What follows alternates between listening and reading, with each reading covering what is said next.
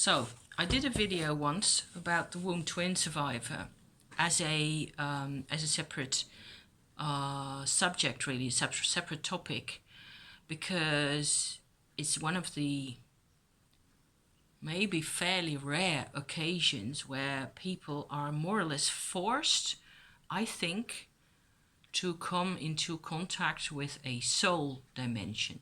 So this is a whole different ball game here. Let me have some more tea. Because of my own experiences, I have come to the conclusion that what we get in our physical existence is connections to soul, but that soul itself is actually further away and needs approaching, or let me say that the dimension, the forces, the expression of soul is very different from in itself from what we have here.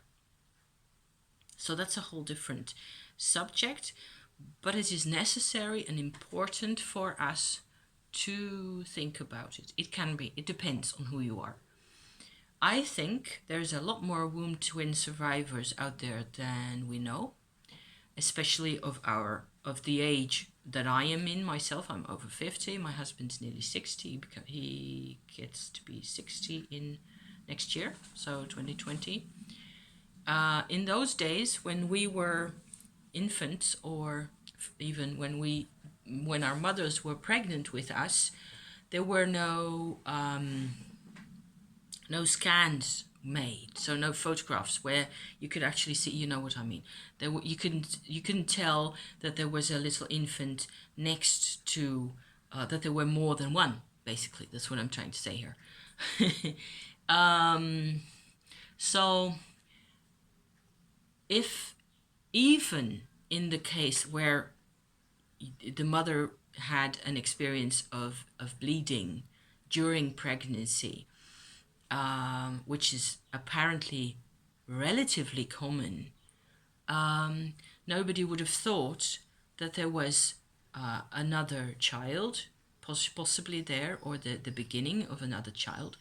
And it's only very recently that we get more and more study groups and people's groups where people share their experiences, and quite a bit of that is about how alone they feel, how intensely unsatisfied with themselves they feel, how they're constantly...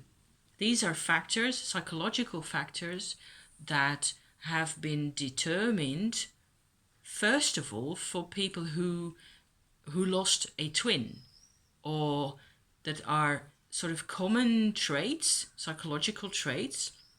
There's physiological traits as well, having to do with vitamin intake and things like that. I'm not so well versed in that material, but I have seen that I've seen a lot of... There's a Facebook group that we are on, my husband and I, from a vanished twin group in the Netherlands, and they're very busy, and I'm constantly in a position where I have to choose whether to meddle in the discussion, because I'm not a vanished twin myself. My husband is, so they know about that. They know that I've shared in this discussion a number of times already, and I've sometimes managed to actually drop a comforting comment of some kind, because I shifted the person's focus. I managed to sort of invite the person to shift focus from how miserable they felt to the soul, and that what they really want is soul. And because the twin who was there for a little while, whether it was like an infinitesimal little while or a longer while doesn't matter in the slightest, because the thing about that is you incarnated with another person. You incarnated out of the yonder together with another person, another soul. This is a really big deal, because for me, it's not how it happened. I have been alone in the womb with my mum. So I've searched time and again. I've wondered, am I keeping that a secret from myself? Am I, is there? But I don't think so, because there isn't any tension. There isn't a response. There isn't any resistance. It's just nothing really. So either I'm keeping it a secret really well.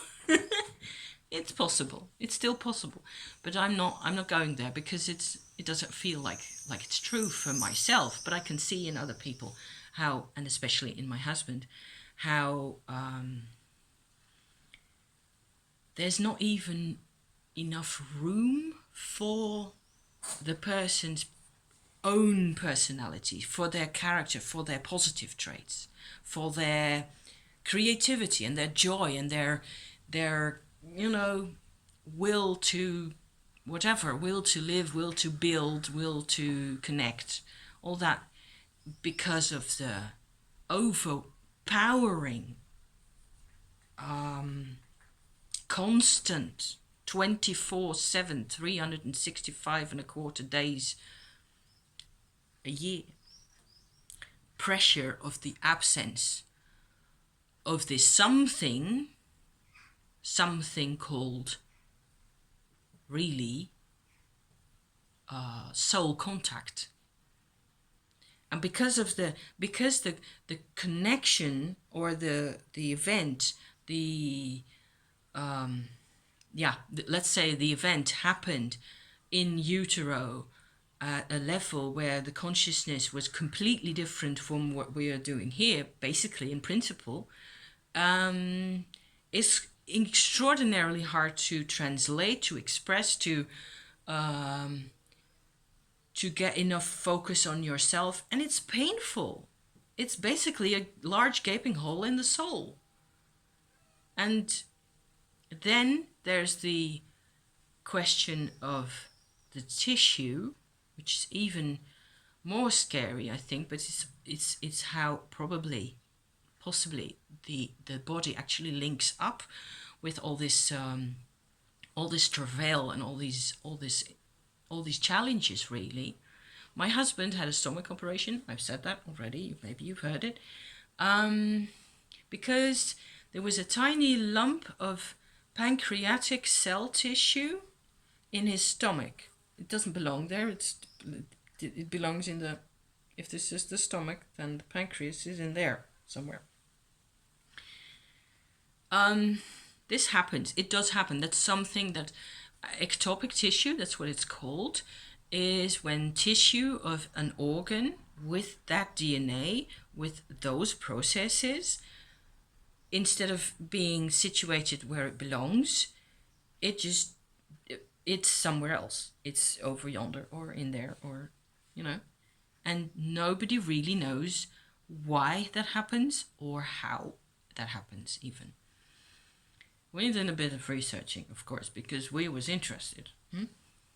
In my husband's case, the cells were actually situated at the exit of his stomach, so down towards the intestine, and because of the friction and all the rest of it, it was irritating, and the pancreatic cells produce pancreatic fluid, and they're irritating as well. So that caused him to have bleeding in his stomach, and he's had those. Luckily, it's all past tense, because the operation succeeded beautifully, and he's just completely healed, and he's a completely different person now. Hallelujah. Oh, yes. And at least he can enjoy the meals I make for him. Oh. Last Sunday evening, I made Indonesia, because it was 30 plus degrees out here.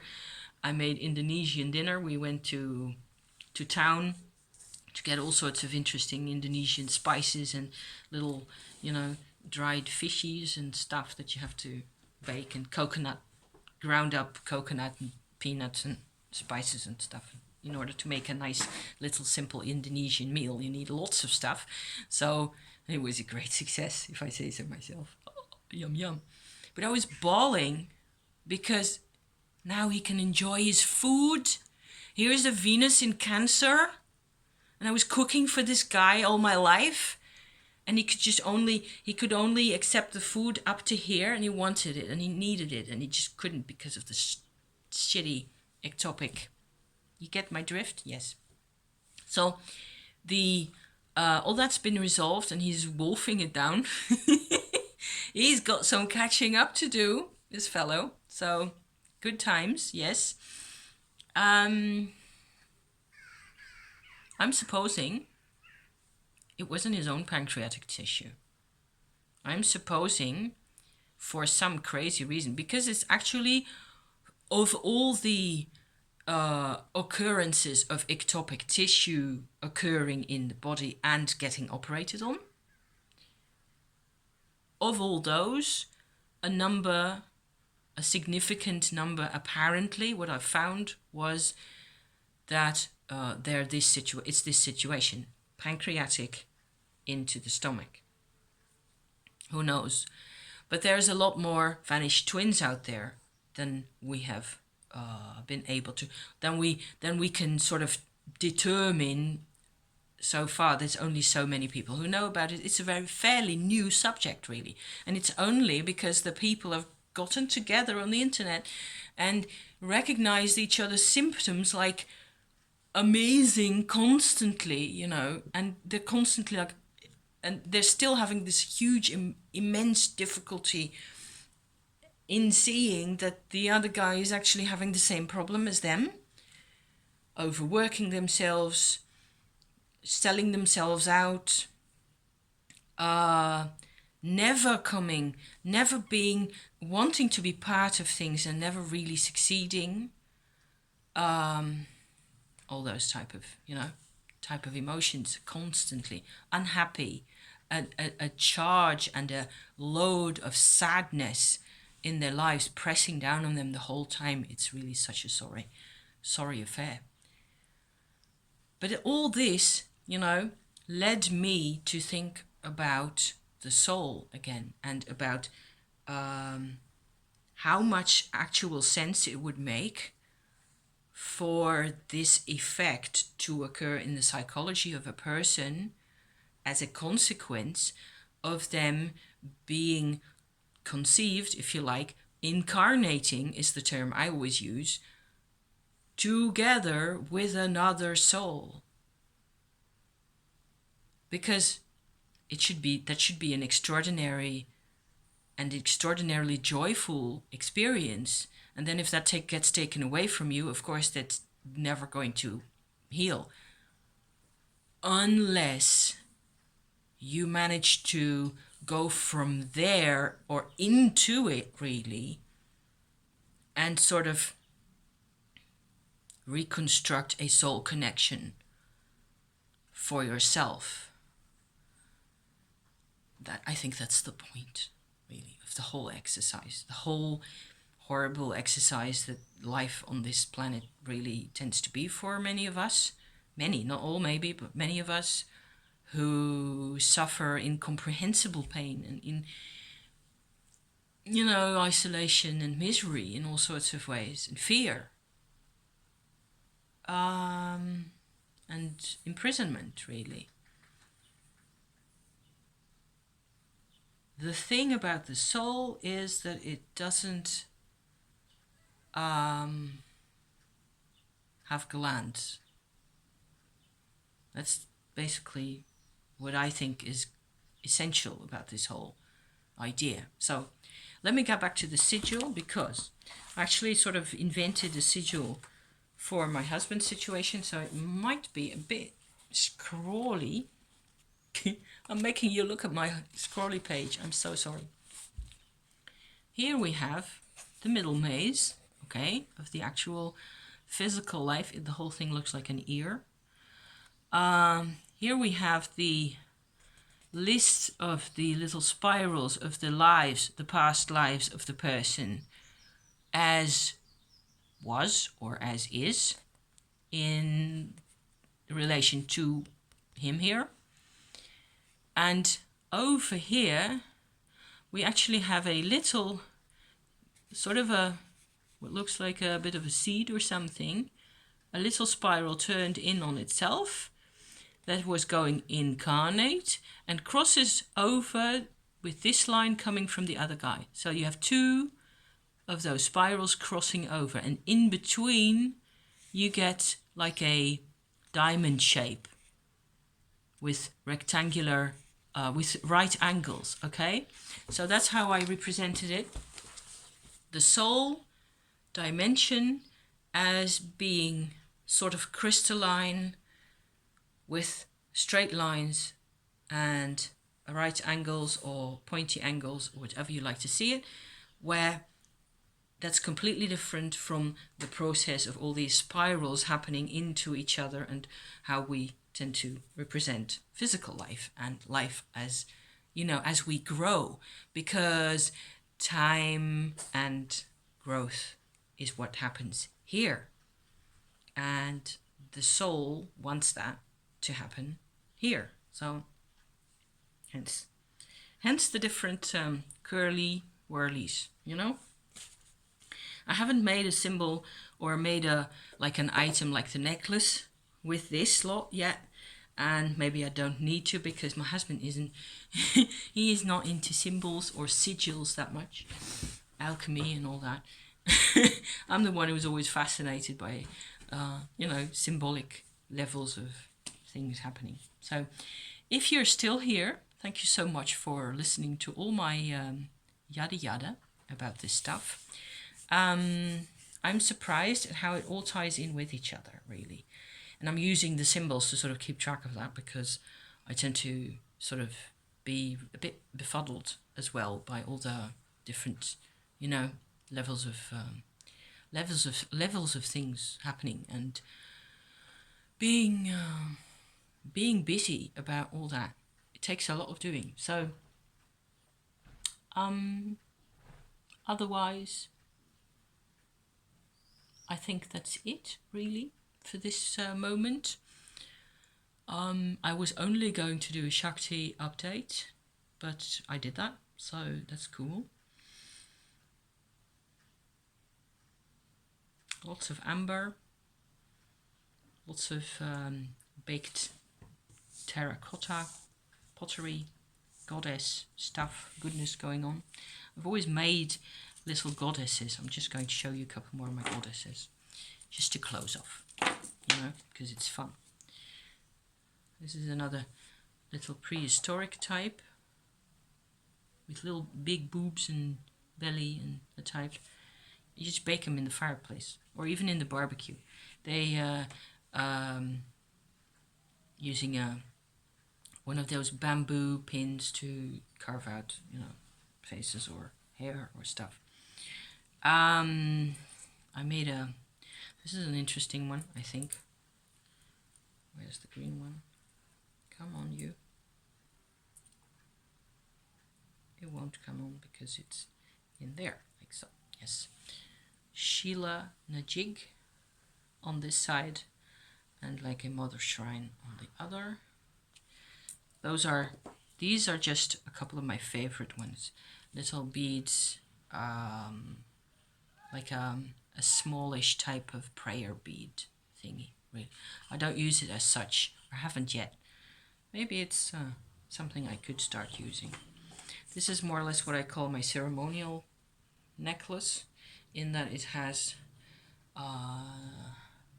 same type of construction as the big one with the deer bone, but it has 3 goddess figures. This is like a daytime goddess, and this is like a nighttime because it's darker. It's kind of blackish. I love experimenting with those sort of abstract shapes. This one, actually there used to be a different one with a bigger one with a crossroads type symbolism on it, but it broke, so I had to put in another one.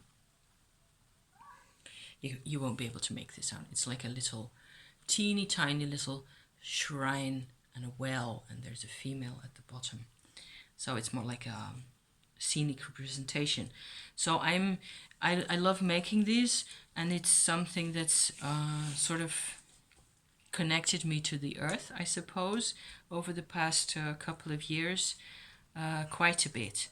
And I was surprised that the vibration from my witch's runes that I made recently, which is a divinatory system that I tend to, don't tend to really use all that much. But I did make them, and I do enjoy them hugely. It's really strange and interesting how these have a very different vibration. There's 13 of these with each with a different symbol on them. Waves, see?